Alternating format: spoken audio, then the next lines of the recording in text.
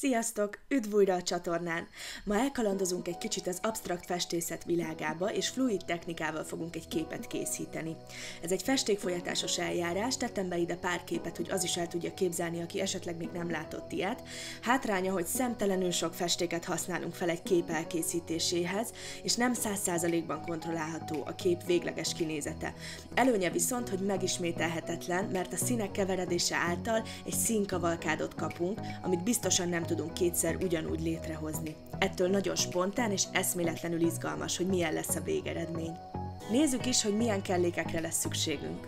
Akrilfestékkel fogunk dolgozni, ezért nem árt beszerezni néhány színt, de mindenképp legyen köztük fekete és fehér, mert ezek még a legszínesebb képeket is állati jól feldobják. Szükség lesz valamilyen takarófóliára, mert bizony ez a festék csöpögni fog rendesen, és ragasztó szalagra, hogy a helyén is maradjon ez a fólia. Én beszereztem még pár glitterport is, arany és kék színben, mert szeretném ezzel a kis extrával még jobban feldobni a képet. A legvégén fogom lefújni a készképet ezzel az akril laksprével, ettől gyönyörű szép magasfényű csillogás fog majd kapni. Ez a kis apróság a szilikonolaj, ettől ilyen kis kráteres, lukacsos textúrát fogunk tudni majd elérni, be is tettem róla egy képet. Illetve maga az eljárás szíve az akrilhigító, amit a festékhez keverünk majd, hogy megfelelő sűrűségű legyen, látjátok, ilyen kis hígcuccról beszélünk. Kelleni fog még pár műanyag feles pohár a színek kikeveréséhez, és egy nagyobb pohár az összeöntéshez, illetve keverőpálcikák a festékek kikeveréséhez, én most hurkapálcikát találtam itthon. A vászon alá szükség lesz valamilyen tartó elemre, én most az agyaktároló dobozomat használom erre a célra. Ja, hát igen, néha lehet, hogy besétálnak majd a képbe ilyen kis szőrmókok, ők felhatalmazást kaptak erre, úgyhogy folytassuk tovább. Kelleni fog egy vászon, én lealapoztam ezt feketére, jobban szeretem, vagy azt gondoltam, hogy ezen jobban fognak majd mutatni a színek, úgyhogy fekete alapon dolgozunk. Most pedig extra gyorsasággal ki fogjuk keverni a festékeket.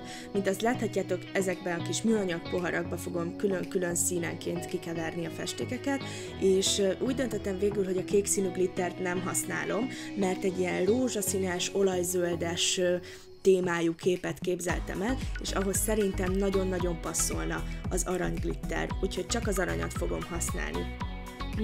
Kikeverem a színeket, és akkor utána megnézzük, hogy pontosan milyen arányba kellene ezeket beletenni. Ugye a lényeg az, hogy itt fokozatosan kell rétegenként beleönteni majd a nagy pohárba ezeket a kicsiket, úgyhogy nézzük is meg, hogy ez pontosan hogy néz ki. Veszem a nagy poharat, és szépen apránként elkezdem önteni, de úgy, hogy végigcsorgatom a pohár falán. Ez azért nagyon fontos, mert egy rétegződést szeretnénk elérni a színekből, és ehhez kell, hogy ne egyből telibe a pohárba öntsük, hanem kicsit, mint a csapolt sörnél, tudjátok, így belefolyatjuk az oldalán. Azt vettem észre amúgy, hogy az olajzöld egy kicsit sűrű lett, úgyhogy látjátok, így valahogy nem folyik el olyan szépen, úgyhogy azon még fogok változtatni mindenképpen, mert szükség van erre a rétegződésre, hogy a végén nagyon-nagyon szép mintázott legyen a vászna.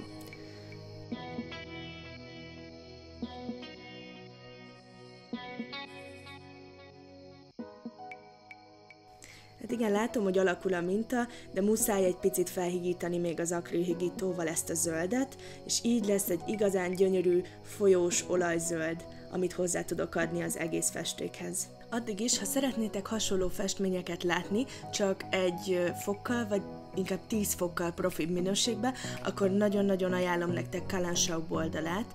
Ő egy absztrakt festő, és gyakorlatilag ő a császára a fluid technikának. Beteszem majd a leírásba az ő oldalát. Látjátok, erről beszéltem, amikor azt mondtam, hogy szemtelen mennyiségű festék, amit felhasználunk, tehát ez elképesztő, és iszonyat pazarlásnak tartanám, ha nem olyan lenne a végeredmény, mint amilyen majd lesz, meglátjátok.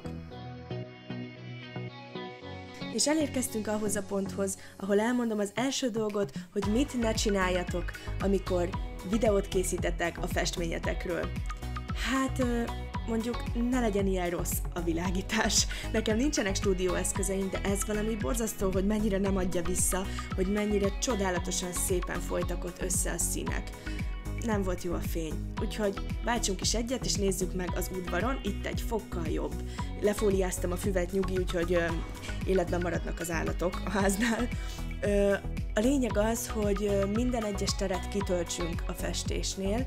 Ugye ez nagyon-nagyon klasszul folyik, de mivel én nem nagyon-nagyon sok festékkel dolgoztam, csak mondjuk úgy simán sokkal, ezért nem tudtam úgy eloszlatni rajta, hogy tökéletesen minden sarkon lefolyjon. Na de, így is annyira baromi jól nézett ki, úgyhogy egy sarkot becéloztam, ahol mindenképpen szerettem volna végigfolyatni a vásznon, úgyhogy az oldalára is lefolyjon a festék.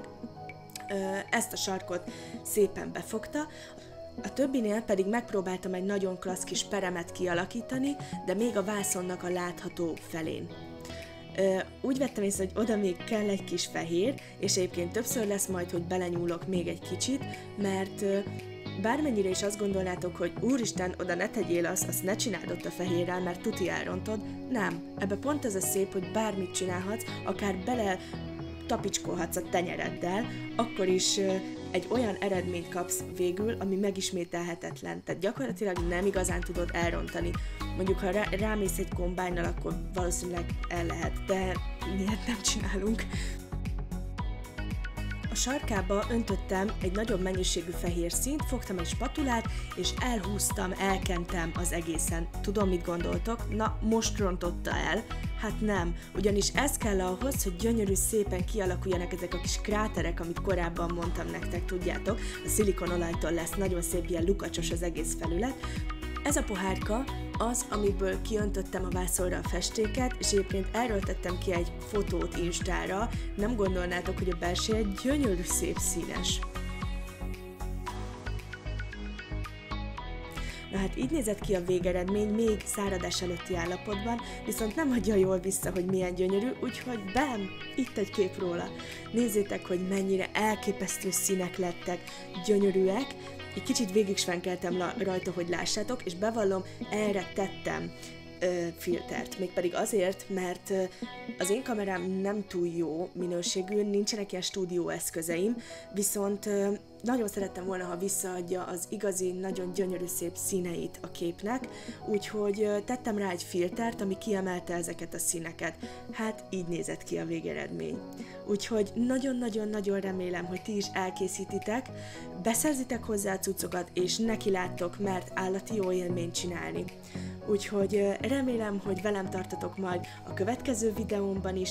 Addig is figyeljétek az Instát, mert mindig posztolok valami kis klassz dolgot, és jövő héten találkozunk ugyanebben az időpontban egy vadonatúj videóval. Köszönöm, hogy velem tartottatok. Sziasztok!